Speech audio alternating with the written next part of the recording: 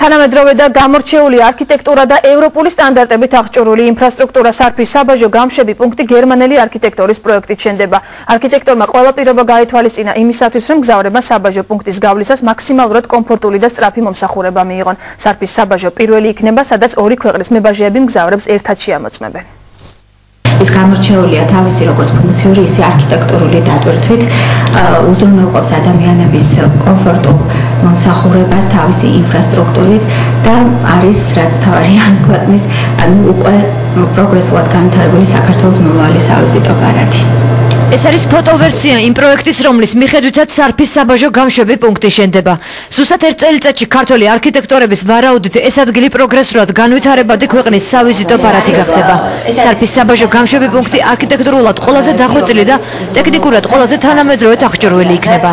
ჩვენ პროექტირებისას შევისწავლეთ განვითარებული ქვეყნის საბაჟო გამშვები პუნქტები და სარფის საბაჟო გამშვები პუნქტის ანალოგი, მინდა გითხრათ, რომ არ არსებობს. ის გამოირჩევა როგორც თავისი ფუნქციური, ასევე არქიტექტურული დატვირთვით.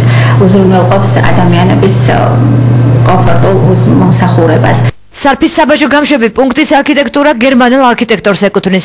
იუნგერ მაიერი ქრონიკასთან სატელეფონო საუბარში ადასტურებს, რომ მისი შექმნილი პროექტებიდან ეს ყველაზე გამორჩეულია. თქვა, რომ მიზანი ყოფილიყო კომფორტული და ტურისტებისათვის შთამბეჭდავი მიღწეულია. ჩვენ ძალიან აქტიურად თანამშრომლობდით სასაზღვრო უწყებასთან. სარფის გამშვები პუნქტი შთამბეჭდავი უნდა იყოს იმ ადამიანებისთვის, რომლებიც საქართველოში მიემგზავრებიან. ამასთან ინფრასტრუქტურა უნდა ასახავდეს საქართველოს დინამიურ განვითარებას. მნიშვნელოვანია, რომ არქიტექტურა შეესაბამებოდეს ლანდშაფტს. ვფიქრობ, რომ ამ მიზანს მივაღწიე. დახვეწილი არქიტექტურის გარდა სარფის საბაჟო გამშვები პუნქტზე ყველა პირობა იქნება იმისთვის, რომ თურქეთიდან საქართველოში შემოსვლისას ამ პირიქით მგზავრმა შემოწმება მოკლე დროში და ერთხელ გაიაროს. ამისათვის ერთი გამშვები პუნქტი იქნება, სადაც ქართველი და თურქი მებაჟეები ერთად იმუშავებენ. მოეწყობა ცალკე გასასვლელები სატვირთო სამგზავრო ავტომობილებისა და ფეხით მოსიარულეებისათვის. შენობაში საკონფერენციო და სათათბირო ოთახების გარდა ბარები და მაღაზიები განთავსდება. Სკოლის სპეციალისტები ამიტომ ჩავთეთ, რომ სწორედ ავიღეთ მსოფლიო საუკეთესო გამოცდილება სწორედ ტურისტებისთვის, როგორც ქმნიან საბაჟო ინფრასტრუქტურას, იმიტომ რომ საკმაოდ სპეციფიურია, შიგნით დამოუკიდებელი გასასვლელები სჭირდება, ტვირთის სხვანაირი მოძრაობა სჭირდება, იქ დამატებით სხვა ტექნოლოგიებია საჭირო.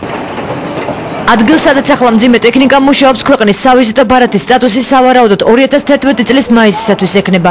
იმისთვის, რომ საბაჟო მშენებლობის დასრულებამდე ფუნქციონირება განაგრძოს, სამუშაოები ორ ნაწილად ჩატარდება, რისთვისაც ძველი ინფრასტრუქტურა ეტაპობრივად დაიშლება.